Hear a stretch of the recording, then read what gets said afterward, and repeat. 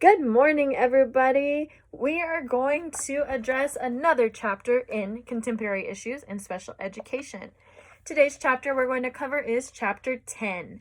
Chapter 10 talks about assistive technology. Is it changing the general education? Assistive technology is equipment, devices, apparatuses, services, or systems that are used to modify the environment to allow students with disabilities to access the general education curriculum. We know that because of IDEA, every student with or without disabilities is entitled to general education curriculum in the general education setting. These assistive technologies help with letting these students with disabilities access that curriculum in the general education classroom. Assistive technology also helps with daily functions such as speaking or just moving around their daily lives. Assistive technology helps students write, speak, communicate, and move around the classroom or the school. The assistive technology in general education classrooms was established with the Technology-Related Assistance for Individuals Act of 1988. This was the first act to introduce assistive technology into the classrooms to allow students with disabilities that opportunity to access the general education curriculum. These assistive technologies can be something as low tech as a pencil grip to help a student write down their answers. Or it can be as high tech as a motorized wheelchair to get around the room, or as a communication device to help a student not only communicate verbally, but communicate their feelings and their emotions in the classroom. The reason why I selected this chapter on assistive technology is I feel like I have been exposed to a little bit of that assistive technology with the few students I have in my classroom that utilize this, but I feel like it would be beneficial to me as a special education teacher to be more aware of what types of assistive technology are out there to help the students and help them achieve their goals and access that general education curriculum to the best of our abilities. I want to better understand and help these students be successful in and outside of the classroom.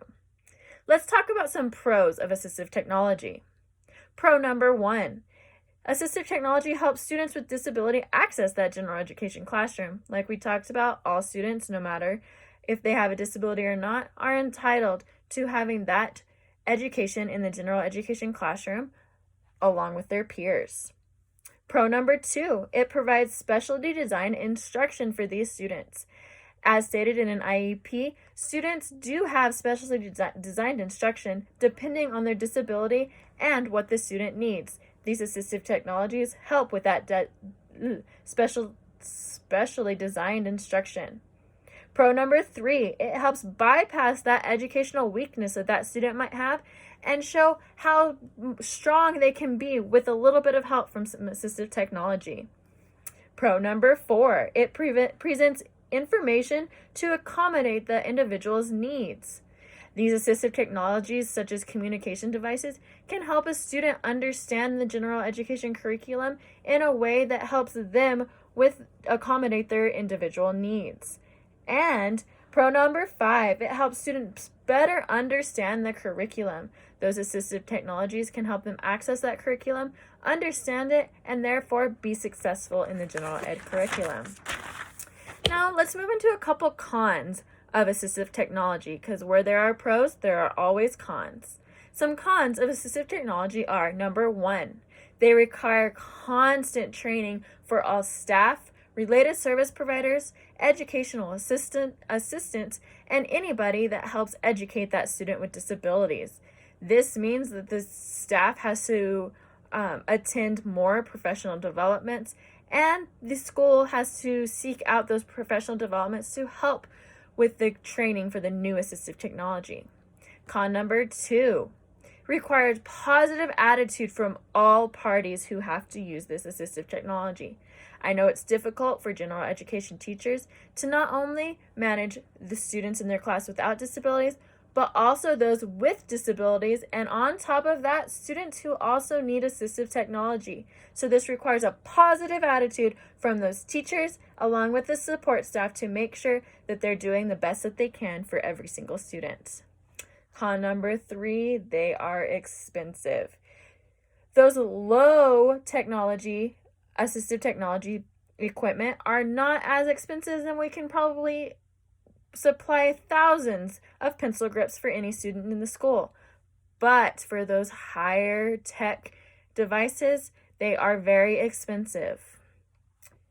Con number 4, they can be tricky to use. This ties a little bit back into training. Some of them can be tricky to use for the student as well as the staff. So we need to make sure that we are proficient in the use of these technology devices. And con number 5, they can be more expensive with upgrades and updates. With the technology ever changing as we know it is these days, those updates and maybe upgrades of the same technology might be a little bit more expensive and harder to obtain. Now let's move into a myth about assistive technology. As you know, all educational facilities are required to provide these assistive technologies for students with disabilities. So, how do parents of students without disabilities feel about this?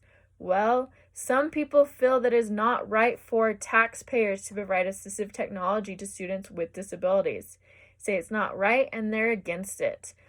But wait, we do everything we can for every single student, no matter if they have a disability or they don't. They all have access to everything they need to be successful in the general education classroom and towards that general education curriculum. So remember, be grateful for what you have and be supportive of those who are in more of need.